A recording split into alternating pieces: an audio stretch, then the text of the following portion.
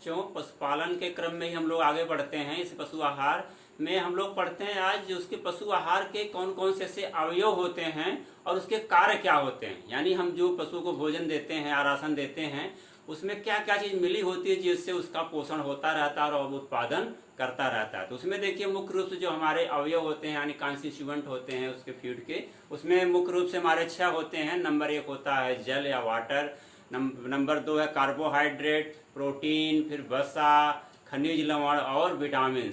तो हम लोग एक एक के बारे में जो है उसके क्या कार्य होते हैं, ये सब की 6 की जो होती है मिक्स करके ही पूरी जो भोजन की हमारी जो अवयव होते हैं कंप्लीट होता है हमारा भोजन। तो इन सब का बहुत ही इंपॉर्टेंट रोल होता है। तो हम लोग एक एक के बारे में इसका थोड़ा डिस्कस कर लेते हैं। इसका मुख्य कार्य क्या होता है। देखिए नंबर 1 पर हम लोग देखते हैं पहले जल या वाटर। जल देखते हैं, जल जानते ही हैं कि ये जीवन के लिए बहुत ही वाइटल रोल अदा करता है और बिना जल के जीवन संभव नहीं है। तो पशुओं के शरीर में देखा जाए तो मुख्य रूप से करीब ये 57 से लेकर के 65% तक जो होता है पानी पाया जाता है। और पानी अगर उसके शरीर में कमी हो जाती, कहते हैं कि 20 से 25% तक शरीर में पानी कमी हो गई तो पशु की मृत्यु भी हो सकती है। तो इस चीज़ का ध्यान रखा जाता है कि पशु के लिए पानी बहुत आवश्यक होता है। एक पशु को लगभग एक दिन में देखा जाए तो करीब 30 से 35 लीटर पानी करीब पशु पीता है। 30 से 35 लीटर पानी प्रतिदिन पशु इस्तेमाल करता है पीने, चारा के साथ खाने में या पीने में, इतना है। और करीब इतना ही 30 से 35 लीटर जो होता है उसके स्नान कराने में, उसके साफ सफाई में खर्च होता है। करीब 60 से 65 लीटर पानी पर डे पर पशु को खर्च होता है।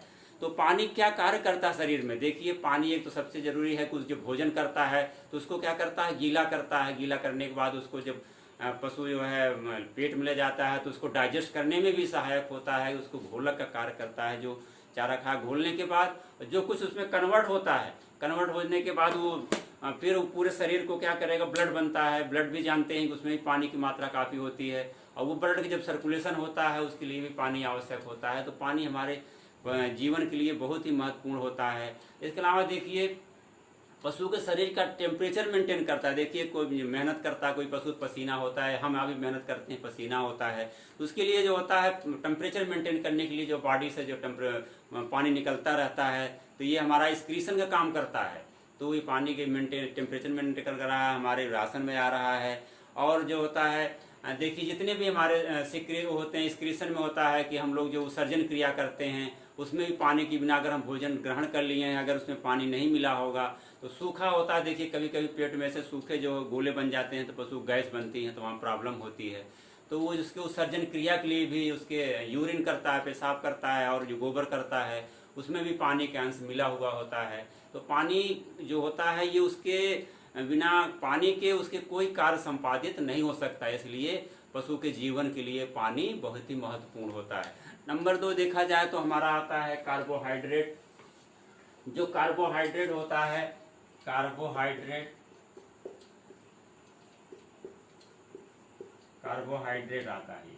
कार्बोहाइड्रेट जानते हैं ये क्या होता है, ये बहुत ही महत्वपूर्ण होता है। हम लोग जो भी कार्य करते हैं हमको क्या चाहिए, ऊर्जा की आवश्यकता होती है। तो कार्बोहाइड्रेट जो होता है हमें ऊर्जा की पूर्ति करता रहता है।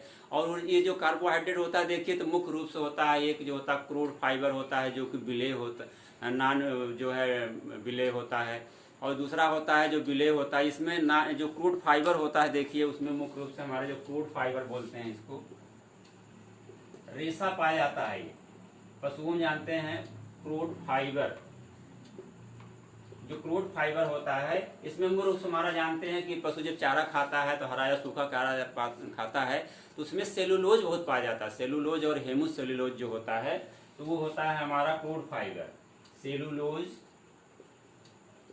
सेलुलोज और हेमिसेलुलोज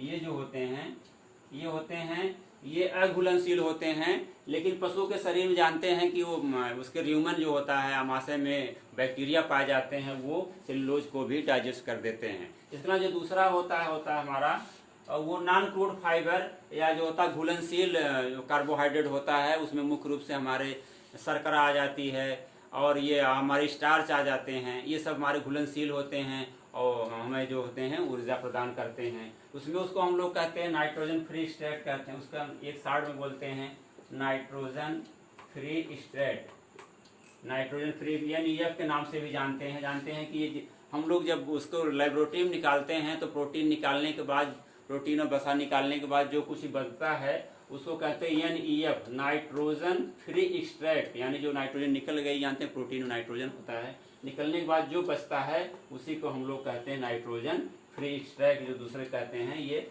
हमारा होता है जो होता है शुगर होती है, शुगर या जो है, उसके बाद हमारा हो गया ये स्टार्च, ये सब जो होते हैं हमारे इसमें NEF आते हैं, इसमें नाइट्रोजन रहित पदार्थ इसको हम कह सकते हैं। ये होता है, जानते हैं कार्बोहाइड्रेट हमें ऊर्जा देता है, लेकिन कितनी ऊर्जा देता है, लेकिन समान ये ऊर्जा देखना पड़ेगा हमें कि 1 ग्राम में कितनी ऊर्जा हमें प्राप्त होती है। तो जो कार्बोहाइड्रेट होता है ये ऑक्सीडाइज होने के बाद 1 ग्राम कार्बोहाइड्रेट हमें 4.2 कैलोरी एनर्जी देता है, 4.2 कैलोरी ये होता है। जबकि देखिए ऊर्जा का हमारा मेन स्रोत होता है, अगर ये ऊर्जा की कमी हो जाती है तब हमको हमारी जो होती है प्रोटीन या वसा से फिर होता है, अगर वसा भी नहीं है तो बॉडी में प्रोटीन से एनर्जी बॉडी को मिलती रहती है। कार्बोहाइड्रेट वाला नंबर 3 पे देखिए हमारी प्रोटीन जो इम्पॉर्टेंट है, प्रोटीन है, जानते हैं प्रोटीन शरीर के लिए बहुत ही महत्वपूर्ण होती है।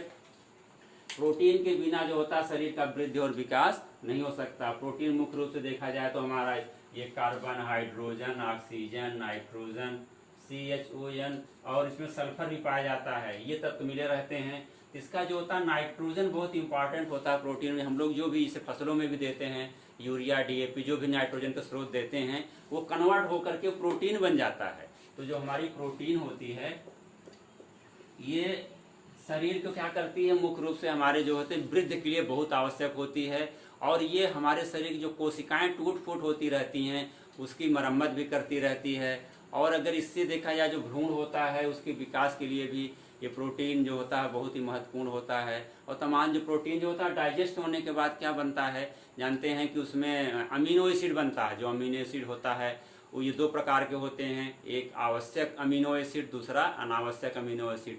तो एसेंशियल जो कहते हैं हम लोग, essential amino acid, essential amino acid, essential amino acid, और दूसरा होता है non essential, non essential amino acid. जो एसेंशियल अमीनो एसिड होता है ये होता है हमको अलग से जो हम लोग भोजन ग्रहण करते हैं उससे प्राप्त होता है। और नॉन एसेंशियल जो अमीनो एसिड होता है ये हमारे शरीर में कुछ ऐसे सिस्टम है कि अपने आप जो डेवलप हो जाता है, उसकी पूर्ति नॉन एसेंशियल करीब 14 होते हैं और ये हमारा करीब 10 होता है, और ये नॉन एसेंशियल 14 अमीनो एसिड होते हैं। तो 10 जो होता है हमको भोजन जो पशु को देते हैं या हम लोग जो भी ग्रहण करते हैं, तो ये जो हमारे एसेंशियल अमीनो एसिड हैं उसको हम लोग भोजन से ही ग्रहण करते हैं। तो प्रोटीन के लिए जानते हैं कि नाइट्रोजन होता है करीब इसमें 16% होता है। तो हम लोग जब प्रोटीन का अगर ज्ञात करना हो कि कितना प्रोटीन किस चारे में मिल रहा है तो हम लोग उसके नाइट्रोजन की मात्रा, जो कार्बनिक पदार्थ में जो नाइट्रोजन मिला रहता है उससे ज्ञात कर लेते हैं। जानते हैं इसका एक फार्मूला भी है कि जानते हैं कि जो नाइट्रोजन होता है इसमें कितना पाया जाता है, 16% कि पाया जाता है कि 16%, 100 में 16%, इसलिए 1 में कितना पाया जाएगा। तो अगर हम लोग 100 में जो है 16 का भाग दे दें तो 16 का भाग दे देंगे तो कितना बचेगा, 6.25 आता है। तो हम लोग इस नाइट्रोजन हमको अगर ज्ञात करनी हो किसी चारे में या किसी भोजन में तो हम लोग एक लेबोरेटरी में निकालते हैं जेल्डाल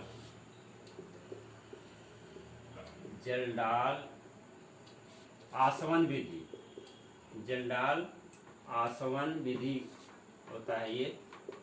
जेल्डाल आसवन विधि से हम लोग लेबोरेटरी में प्रोटीन को निकालते हैं। तो निकालने के बाद जो होता है ये उसे क्रूड प्रोटीन बोलते हैं। जो प्रोटीन हमारे मिलती है ये होता है क्रूड प्रोटीन। क्रूड प्रोटीन बराबर होता है नाइट्रोजन की मात्रा इंटू 6.25। इससे हम लोग क्या करते हैं, क्रूड प्रोटीन निकाल लेते हैं। इसके जो हमारा विधि होती है वो जेल्डाल आसवन विधि है। तो ये हमारा प्रोटीन हो गया, इसके आप कार्य जान लीजिए। अब अगला देखिए हमारा है जो कॉन्स्टिट्यूएंट, हमारा जो अवयव होता है वो भी इम्पॉर्टेंट बहुत है, वो वसा होता है। वसा में जानते हैं जैसे हमारा कार्बोहाइड्रेट कार्बन, हाइड्रोजन, ऑक्सीजन से बना होता है, वैसे वसा भी केवल 3 ही तत्वों से बना होता है। वो भी वसा जो होता है वो भी CHO से ही बना होता है केवल, लेकिन उसका जो कॉन्स्टिट्यूएंट जानते हैं वसा डाइजेस्ट होने के बाद जो होता है बसी अम्ल बन जाते हैं। बसी अम्ल जो वसा जो होता है हमारे शरीर के लिए वो ऊर्जा प्रदान करता है। जैसे जानते हैं अभी हमारा कार्बोहाइड्रेट था कि कितना कार्बोहाइड्रेट 4.25 ग्राम, करीब 2 ग्राम जो होता है ऊर्जा दे रहा था, कैलोरी दे रहा था। और जो प्रोटीन हम लोग पढ़ चुके हैं, प्रोटीन भी ऊर्जा देती है। अगर आपको शरीर कार्बोहाइड्रेट समाप्त हो चुका है, उससे ऊर्जा नहीं मिल पा रही है, वसा से फिर मिलती है, वसा भी नहीं अगर ऊर्जा दे पा रहा है तो प्रोटीन से जो प्रोटीन होती है, प्रोटीन 1 ग्राम जो होता है प्रोटीन डाइजेस्ट होने के बाद ये करीब देती है इसका जो होता है 5.6 जो होता है कैलोरी एनर्जी देती है। ये देखिए कार्बोहाइड्रेट में 4.2, जबकि वसा जो होता है इससे कार्बोहाइड्रेट से 2.5 गुना जो वसा है वो हमें ऊर्जा कितना देता है, ये 9.25 कैलोरी। 1 ग्राम जो है वसा से हमें कितना मिलता है 9.25, यानी बस कार्बोहाइड्रेट से 2.5 गुना एनर्जी देता है ये। जबकि इससे काफ़ी पूर्ति, जब कार्बोहाइड्रेट समाप्त होता है तब वसा से एनर्जी सप्लाई हो जाती है। लगभग 40% जो होता है एनर्जी होती है वो वसा से सप्लाई होती रहती है। और ये अगर ज़्यादा एनर्जी हो जाती है तो इसे कार्बोहाइड्रेट का ज़्यादा एनर्जी अगर हो गई तो ग्लाइकोजन के रूप में जो होता है लीवर में वो इकट्ठी भी हो जाती है। तो ये वसा जो होते हैं जानते हैं वसा भी 2 प्रकार के होते हैं, एक essential fatty acid, non essential fatty acid. इसमें मुख्य रूप से जो वसा होते हैं इसका कार्य क्या होता है, देखिए हमारे जो होते हैं तमाम जो हार्मोन्स होते हैं, एंजाइम्स होते हैं, विटामिन्स होते हैं, उसके लिए बहुत आवश्यक होता है। जानते हैं कि कुछ विटामिन्स होती हैं वो वसा में विलय होती हैं, जैसे विटामिन ए और डी जो होती हैं ये वसा में विलय होती हैं। बी सी छोड़कर जितनी विटामिन है हमारी, ए है, डी है, ई है, के है, ये सब वसा में विलय होती हैं, तमाम हार्मोन सिक्रीशन में होता है। तो जो वसा हम लोग पशुओं खिलाते हैं, जानते हैं वसा का मुख्य स्रोत हमारा क्या होता है, पशु खिलाते हैं तो चिकनी चीज़ें हम लोग उसको खली खिलाते हैं। खल हो, चाहे सोयाबीन की खली हो, सरसों की हो, तिल की हो, इस तरह की खली खिलाते हैं। तो जो खलियाँ होती हैं हमारी मुख्य रूप से वसा के पशुओं के लिए स्रोत होती हैं।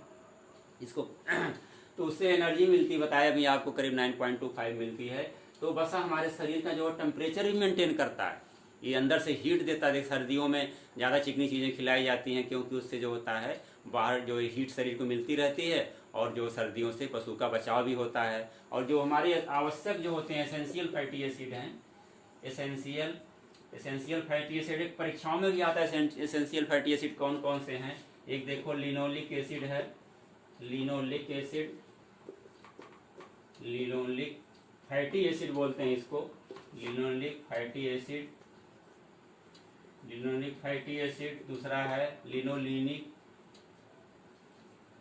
दूसरा है लिनोलिक, लिनोलिक फैटी एसिड। और नंबर 3 है एरेचिडोनिक फैटी एसिड, एरेचिडोनिक फैटी एसिड। ये हमारे जो होते हैं एसेंशियल फैटी एसिड हैं, जो हम लोग चारा या इसको खली देते हैं वो इस जो फैटी एसिड की पूर्ति के लिए जो होता है हम देते हैं। ये हमारे शरीर के लिए बहुत आवश्यक होते हैं। और जानते हैं वसा को पचाने के लिए जो होता है हमारे पास जो होते हैं ये कुछ एंजाइम पाए जाते हैं जो इसको डाइजेस्ट कर देते हैं। जो लाइपेज एंजाइम होता है इसके लिए एक लाइपेज एंजाइम होता है जो वसा अम्ल में बदल देता है, इसको वसा अम्ल में चेंज कर देता है, जो हमारे शरीर को उपलब्ध होता है। तो ये हमारा वसा हो गया। अब देखिए हम लोग आते हैं वसा के बाद खनिज लवण होते हैं, जो हमारा जो 5वां हो या वो खनिज लवण है। खनिज लवण जानते हैं इसको हम लोग मिनरल्स मैटर के नाम से जानते हैं, खनिज पदार्थ के नाम से।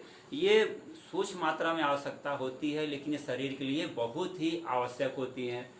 तो ये देखिए नंबर 1 पे देखा जाए तो ये कैल्शियम हमारी हो गई, कैल्शियम। दूसरा है फास्फोरस, कैल्शियम फास्फोरस।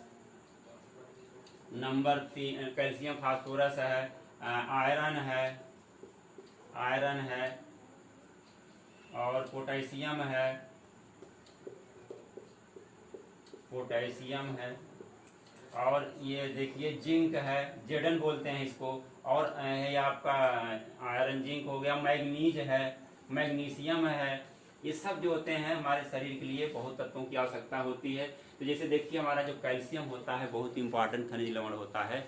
ये हमारे कैल्शियम शरीर की जो हड्डियों और दांतों के निर्माण के लिए बहुत ही आवश्यक होता है। और कैल्शियम की अगर शरीर हमारे चारे में पूर्ति नहीं हो पा रही है तो हमें क्या पशुओं क्या हो जाएगा, उनकी हड्डियां कमज़ोर हो जाएगी, दांत भी कमज़ोर होंगे। तो कैल्शियम की पूर्ति के लिए हम लोग उसको राशन देते हैं, राशन से उसको मिलता रहता है। हरे चारों में भी कैल्शियम की मात्रा पूरी होती है। नहीं तो उसके अलावा हम लोग इसको चाक देते हैं, कैल्शियम कार्बोनेट चाक भी थोड़ी दी जाती है 30 से 40 ग्राम। तो इससे कैल्शियम की पूर्ति होती रहती है। ये जो होती है हड्डी दांत के लिए बहुत ही आवश्यक होती है। दूसरा फास्फोरस जो होता है, फास्फोरस भी हमारे जो होता है प्रजनन क्षमता को बढ़ाने के लिए, विकास करने के लिए बहुत इंपॉर्टेंट होता है। और जो फास्फोरस होता है ये भी हड्डियों का एक कॉन्स्टिट्यूएंट होता है, बहुत इंपॉर्टेंट रहता है हड्डियों के लिए। तो ये इसके निर्माण में हड्डियों और दांत और जो है हमारी प्रजनन जो वृद्धि होती है उसके विकास के लिए ये फास्फोरस की बहुत महत्वपूर्ण भूमिका होती है। ये भी हमारे राशन और चारे में उपलब्ध होता रहता है। आयरन देखिए, आयरन जानते हैं कि हमारे पशुओं को खून होता है, एक हीमोग्लोबिन होता है,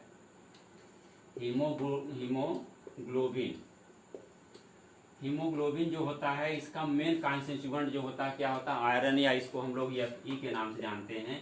तो ये क्या कहता है, ऑक्सीजन को वाहक होता है। अगर हीमोग्लोबिन कमी हो गई है तो खून की कमी हो जाती है तो पशु हमारा स्वस्थ नहीं रहेगा, सुस्त रहेगा और जो उसका उत्पादन होगा एकदम घट। जब खून नहीं होगा तो दूध का उत्पादन भी घटेगा और जो कार्य करने की क्षमता होगी उसकी कम हो जाएगी। हीमोग्लोबिन बहुत इंपॉर्टेंट होता है। इसके अलावा देखो पोटेशियम होता है। पोटेशियम जो होता है ये हार्ट बीट को मेंटेन करता है, जो और परासरण क्रिया जो होती है, ऑस्मोटिक प्रेशर जानते हैं इसके शरीर में होती है हर एक जीव के अंदर, तो वो परासरण क्रिया को भी मेंटेन करने का ये कार्य पोटेशियम करता है। जिंक होता है। जिंक तमाम हमारे शरीर में इंजाइम्स पाए जाते हैं जो इंजाइम को हमारा डाइजेशन तमाम है, ट्रिप्सिन, पेप्सिन है, सब इंजाइम होता है, लाइपेज इंजाइम है, उसके फंक्शन के लिए हमारे एक जिंक है। और कापर, Cu कापर भी होता है, ये सब इंजाइम के लिए बहुत ही महत्वपूर्ण होते हैं। मैग्नीज, मैग्नीशियम, ये जो होते हैं हमारे तत्व होते हैं, ये इंजाइमों के और परासरण क्रिया के लिए और हमारे सूक्ष्म मात्रा में इसकी आवश्यकता होती है। इसकी पूर्ति के लिए हम लोग जो होते हैं चारे और उससे मिलता रहता है। अगर नहीं होती तो इसको हम लोग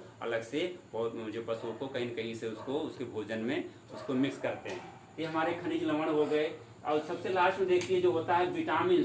विटामिन क्या है, हम लोग काफ़ी विटामिन आप लोग पढ़ चुके होंगे। विटामिन जो होती है बहुत ही इम्पॉर्टेंट जो चीज़ है। ये एक तरह से देखा जाए तो एक कार्बनिक एसिड होता है विटामिन। ये इसकी सूक्ष्म मात्रा में आवश्यकता होती है शरीर में। जो शरीर का अगर इसी थोड़ी सी अगर कमी पड़ जाए तो शरीर बहुत प्रभावित हो सकती है, तमाम बीमारियों से ग्रसित हो सकते हैं आप। तो विटामिन हम लोग जानते हैं कौन कौन सी हैं। देखिए विटामिन हमारी जो सबसे हैं वो ए है, बी है और सी, डी, ई और के, इतनी विटामिनें हैं। तो विटामिन देखिए जो हमारी दो प्रकार से हम लोग क्लासीफाई करते हैं। एक जो होता है जल में विलय होती हैं और दूसरा होती हैं फैटी एसिड में घुलनशील होती हैं। तो फैट में घुलनशील बताया अभी आपको, विटामिन ए और डी, ई और के वो वसा विलय हैं। और जो जल में विलय होती हैं वो हमारी केवल विटामिन बी और विटामिन सी होती हैं। तो हम लोग अगर विटामिन के बारे में थोड़ा थोड़ा जान लेते हैं। पहले पढ़ते हैं विटामिन ए। विटामिन ए जो होती है ये बहुत ही सूक्ष्म मात्रा में आवश्यकता होती है, लेकिन पशु के वृद्धि और विकास के लिए बहुत ही इम्पॉर्टेंट होती है। जो पशु को देखिए आँख में वर्णक बनता है, एक प्रकार के जो चमक होती है उसकी, वो होती है रोडोप्सिन। रोडोप्सिन की जो होता है निर्माण के लिए विटामिन ए बहुत ही महत्वपूर्ण होता है। इसके अलावा ये आँखों की रोशनी के लिए बहुत आवश्यक होता है। पशु की वृद्धि जो अगर इसकी कमी हो जाती है, पशु की वृद्धि जो बाधित हो जाती है और उसके जो अन्य जो है लवणों का अवशोषण भी कम हो जाता है।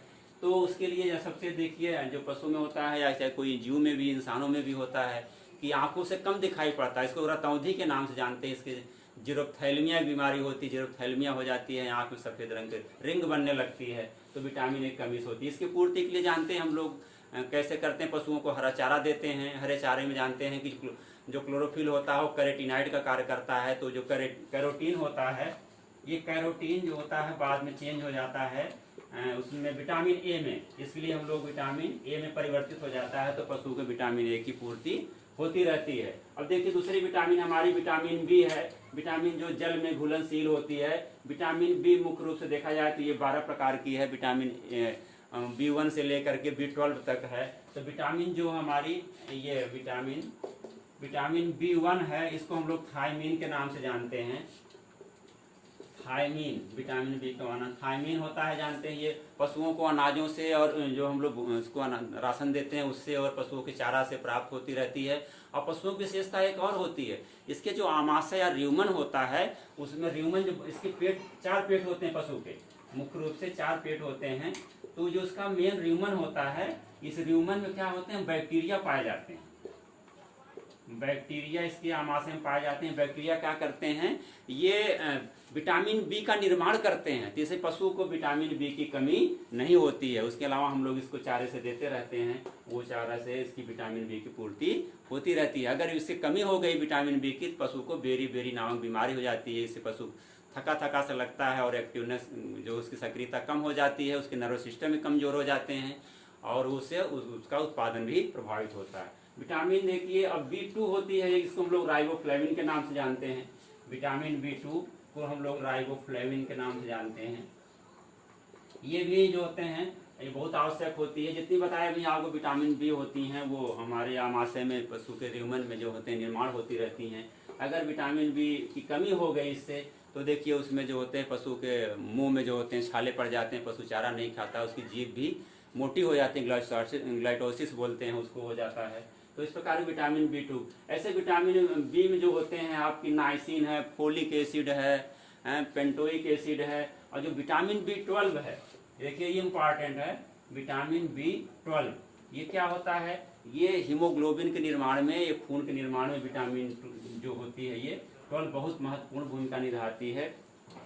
तो अगर इसकी कमी हो जाती है तो क्या हो जाता है पशु में अनीमिया, क्योंकि जानते हैं हीमोग्लोबिन निर्माण में बहुत आवश्यक होता है। ये एनीमिया हो जाती है तो विटामिन B12 जो होता है इसमें कोबाल्ट पाया जाता है।